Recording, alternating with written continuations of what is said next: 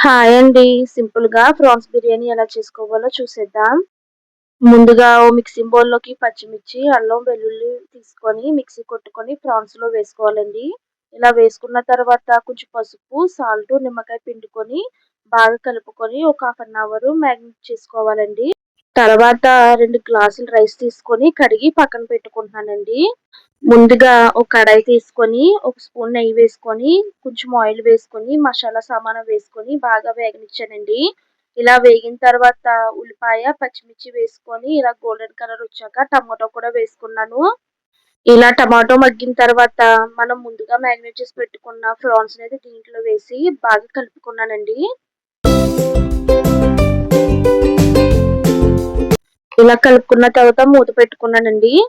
Water అంతా పోయే వరకు ఉంచుకొని, నేను కారము, మసాలా వేసుకొని ప్రాన్స్‌కి పట్టే వరకు బాగా కలుపుకున్నానండి. ఇలా కలుపుకున్న తర్వాత కొంచెం పుదీనా, కొత్తిమీర వేసుకొని కలుపుకొని మళ్ళీ మూత పెట్టుకున్నానండి.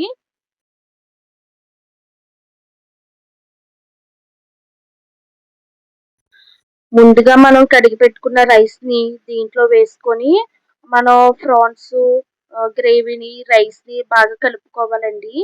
ఇలా కలుపుకున్న తర్వాత నేను 2 కప్పుల రైస్‌కి 3 కప్పులు వాటర్ అనేది వేసుకుంటున్నాను. ఎందుకంటే రైస్‌ని ముందే నానబెట్టాను కాబట్టి. ఇలా వేసుకొని కలుపుకున్న తర్వాత సిమ్‌లో అలాగా ఉడకనిచ్చానండి. మీరు ట్రై చేయండి. Thank you for watching.